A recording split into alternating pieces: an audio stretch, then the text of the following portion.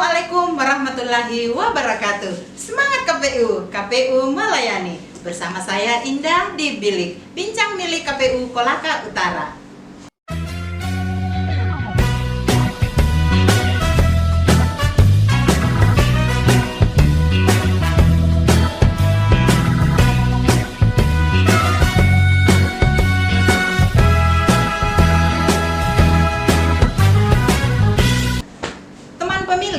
Ini adalah podcast pertama KPU Kolaka Utara.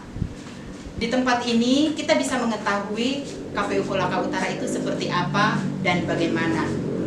Nah, hari ini di podcast perdana KPU Kolaka Utara saya tidak sendiri, tapi saya ditemani oleh salah seorang perempuan tangguh di KPU Kolaka Utara dan telah 2 kali menjabat sebagai anggota KPU Kolaka Utara dan sekarang menjadi ketua KPU Kolaka Utara. Siapa lagi kalau bukan Ibu Susanti Hernawati. Halo Ibu, selamat siang. Halo juga Mbak Indah, siang. Apa kabar? Alhamdulillah baik. Mbak Indah gimana? Alhamdulillah baik. Nah, teman pemilih, ini adalah ketua KPU Kolaka Utara. Jadi Ibu di KPU ada 5 orang ya. Ya, dan Ibu cuma sendiri perempuan. Jadi Ibu ini yang paling cantik di antara komisioner lainnya di Kolaka Utara. Mantap ya Ibu ya. Ada peribahasa yang mengatakan bahwa tak kenal maka tak sayang. Sebelum Ibu memulai kita bincang-bincangnya di sini, alangkah baiknya mungkin Ibu untuk memperkenalkan diri terlebih dahulu. Baik, terima kasih Mbak Indah. Iya. Assalamualaikum warahmatullahi wabarakatuh. Saya Ibu Susanti Hernawati. Saya saat ini dipercaya teman-teman sebagai Ketua KPU Kabupaten Kolaka Utara. Itu sekarang Ibu Susan, ini adalah podcast perdana KPU Kolaka Utara. ya. Topik kita kali ini mengenal lebih dekat KPU Kolaka Utara. Nah, pertanyaan pertama saya, kenapa Ibu tertarik untuk menjadi anggota KPU? Sebagai warga negara yang baik, warga negara Indonesia yang baik, kita punya kewajiban untuk memajukan demokrasi. Salah satu caranya ya tentu saja dengan menjadi penyelenggara pemilu. Ya, mungkin klasik semua alasan teman-teman barangkali ya sama, bahwa kami ingin mengambil bagian dalam pesta demokrasi ya 5 tahun sekali, baik pemilu maupun pemilu kada.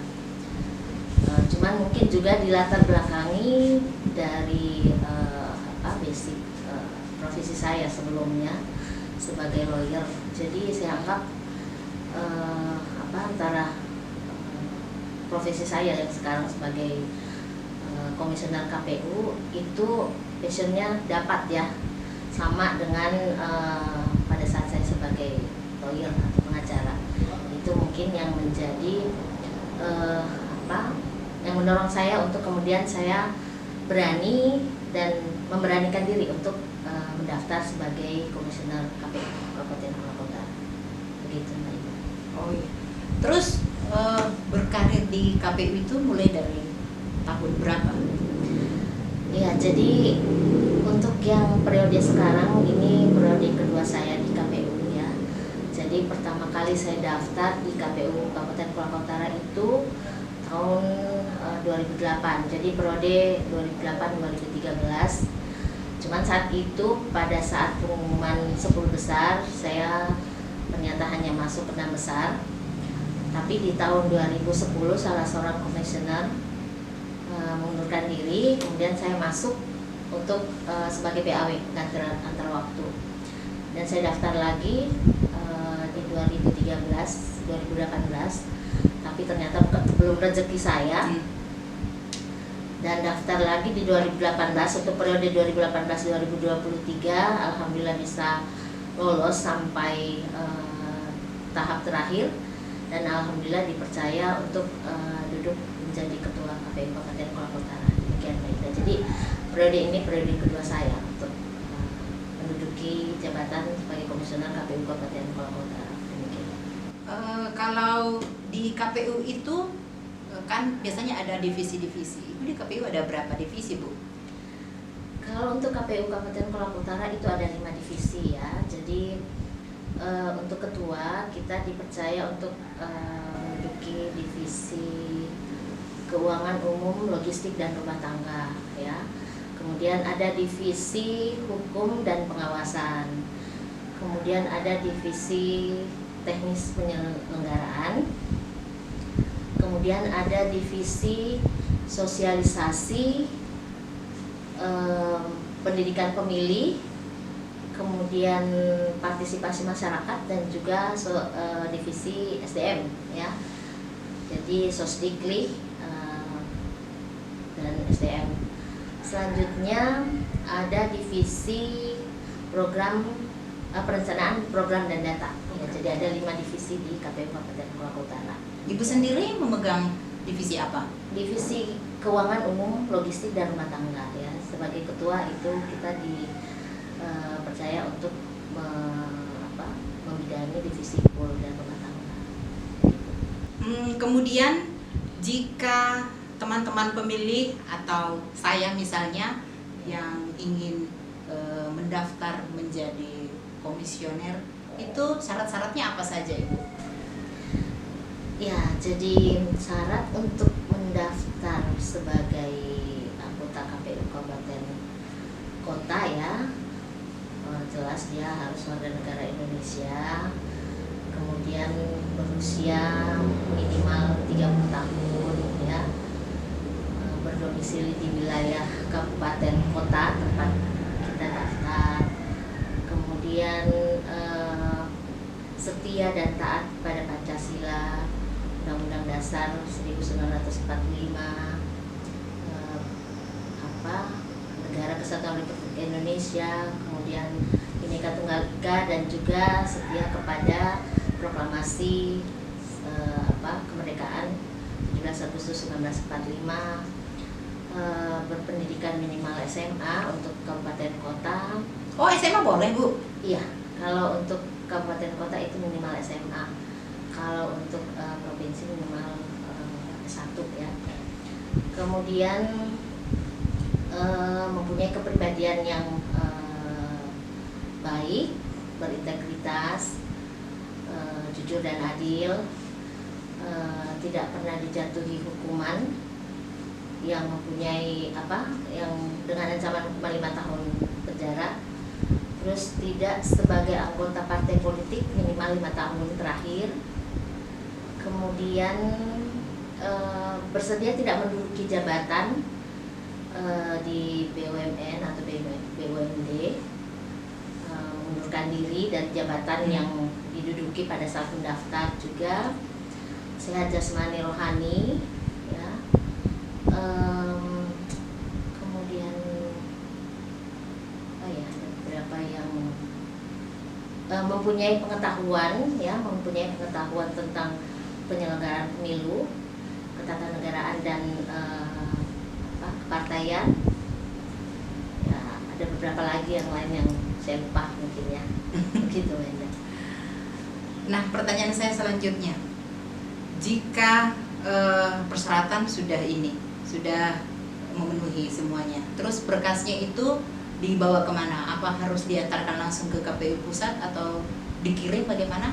Kemana? Oh ya, kalau untuk berkas ketika kita sudah melengkapi ya, itu berkasnya kita antar ke sekretariat tim seleksi. Jadi memang ada untuk untuk perekrutan komisioner KPU Kabupaten Kota itu ada dibentuk tim seleksi dan kita antar berkasnya di sekretariat tim seleksi tersebut. Itu ya. Terus persiapan administrasi sudah, persiapan mental juga sudah oke.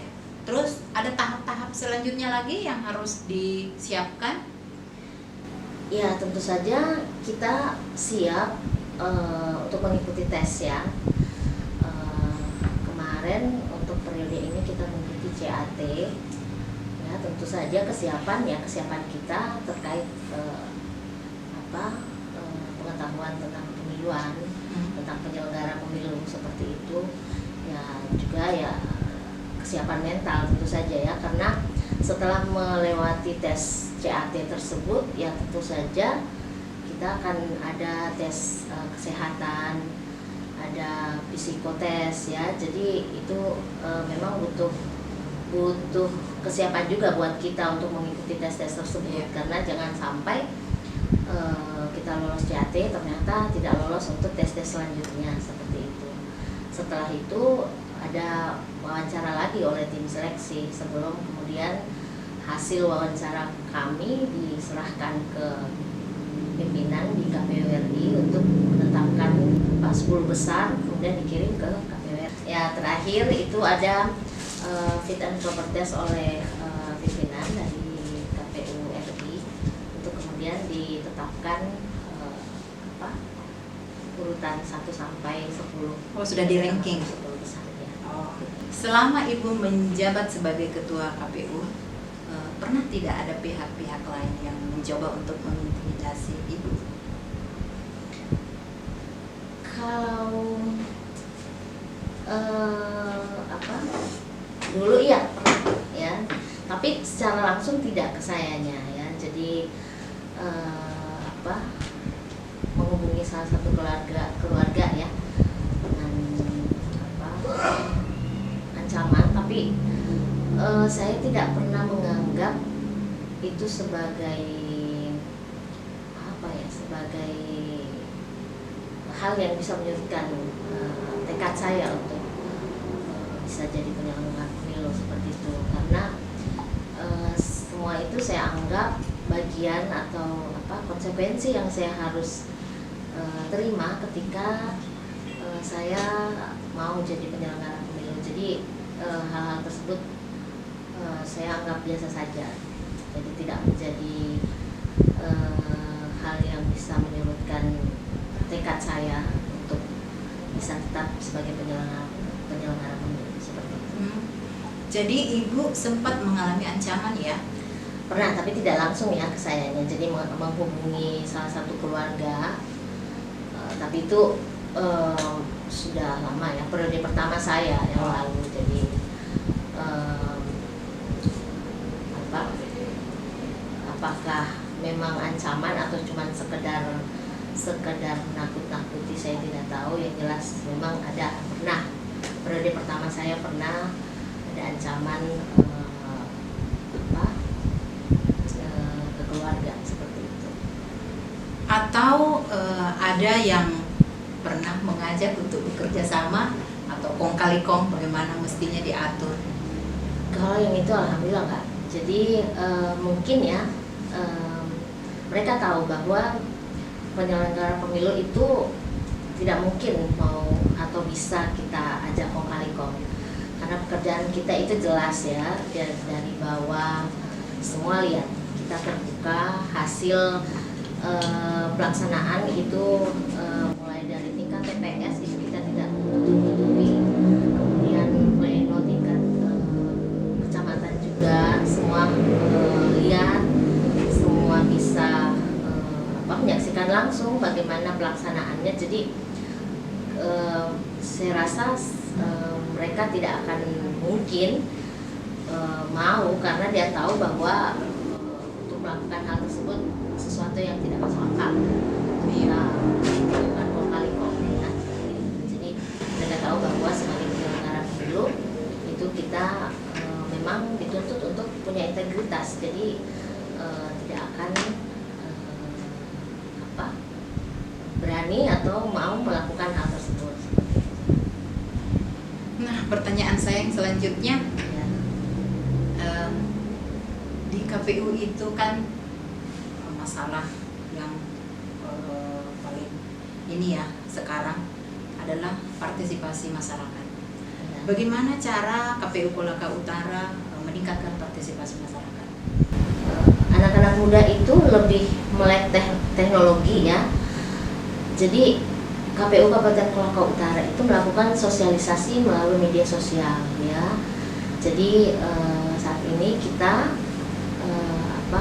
punya Facebook, ada Twitter, YouTube, kemudian Instagram, ada Telegram, yang dimana di media sosial itulah kemudian kita melakukan sosialisasi terkait apa-apa saja yang KPU Kabupaten Kolaka Utara lakukan, kemudian apa-apa saja informasi terkait pemilu yang bisa kita berikan kepada masyarakat, seperti itu ya. Jadi kita berharap dengan melakukan sosialisasi melalui media sosial tersebut bisa meningkatkan partisipasi masyarakat, karena memang untuk pemilih pemuda dan pemilih pemula itu memang jumlahnya cukup besar, sampai 60%, sehingga kita berharap ke depan pemilu bisa meningkat partisipasi masyarakatnya.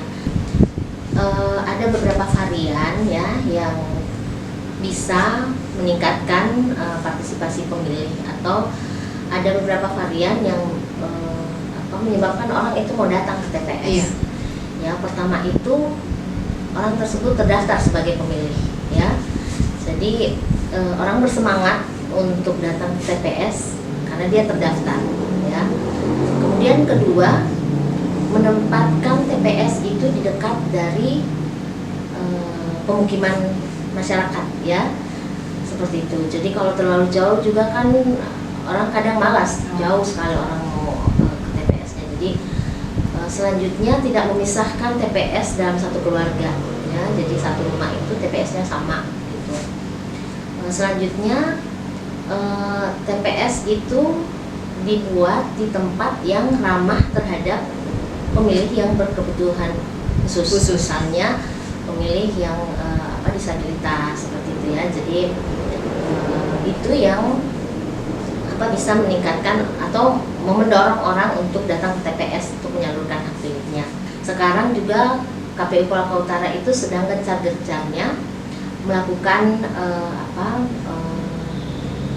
rekapitulasi daftar pemilih berkelanjutan. Jadi setiap bulan kita melakukan pleno rekapitulasi daftar pemilih berkelanjutan.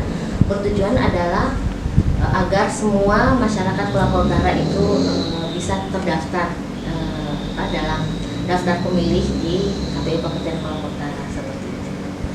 Tujuan kita membuat podcast ini kan salah satunya agar partisipasi masyarakat meningkat. Dengan adanya Ibu di sini menjadi narasumber, semoga dapat menjadi trigger untuk masyarakat Kolaka Utara dan mendapatkan informasi tentang kepemiluan, tentang KPU Kolaka Utara itu seperti apa dan bagaimana. Sebab salah satu masalah KPU itu adalah partisipasi masyarakat. Kita berharap dari siaran podcast ini ada yang melihat dan ada yang bisa saling berbagi ilmu dan informasi dengan apa yang kita perbincangkan, dan tentunya mendapatkan informasi yang bermanfaat. Mungkin Ibu sebelum saya mengakhiri podcast ini, mungkin Ibu bisa menyampaikan sesuatu untuk teman-teman pemilih di Kolaka Utara. Baik, terima kasih. Untuk warga Kolaka Utara, silahkan melaporkan kepada kami KPU Kabupaten Kolaka Utara jika ada keluarga yang belum masuk dalam daftar pemilih berkelanjutan yang tiap bulan kami plenokan di KPU Kabupaten Kolaka Utara. Jadi untuk kategori keluarga pemilih pemula ya, ada keluarga yang masuk kategori pemilih pemula dan belum masuk dalam daftar pemilih yang ada di KPU Kabupaten Kolaka Utara, silakan dilaporkan kepada kami. Atau ada keluarga yang ternyata sudah meninggal atau pindah dari Kolaka Utara ya, sudah keluar dari Kolaka Utara, atau misalnya ada keluarga yang pindah datang ke Kolaka Utara dan mungkin belum kita masukkan dalam daftar pemilih berkelanjutan yang tiap bulan kita plenokan, atau TNI Polri yang sudah pensiun ya, silakan laporkan ke kami untuk kami kemudian masukkan dalam daftar pemilih berkelanjutan yang tiap bulan selalu kita plenokan di KPU Kabupaten Kolaka Utara. Silakan dilaporkan kepada kami. Kita ada Facebook, ada Twitter, ada Instagram, ada YouTube, ada Telegram. Silakan berkabar kepada kami untuk kami bisa perbaiki dalam daftar pemilih berkelanjutan, seperti itu. Ibu Susanti, terima kasih Ya. banyak atas kesediaannya dan waktunya telah hadir di tempat ini untuk menjadi narasumber. Dan untuk teman pemilih, jangan lupa like, comment, love, subscribe, and share video ini sebanyak-banyaknya. Saya Indah dari Bilik Bincang Milik KPU Kolaka Utara pamit undur diri. Wassalamualaikum warahmatullahi wabarakatuh.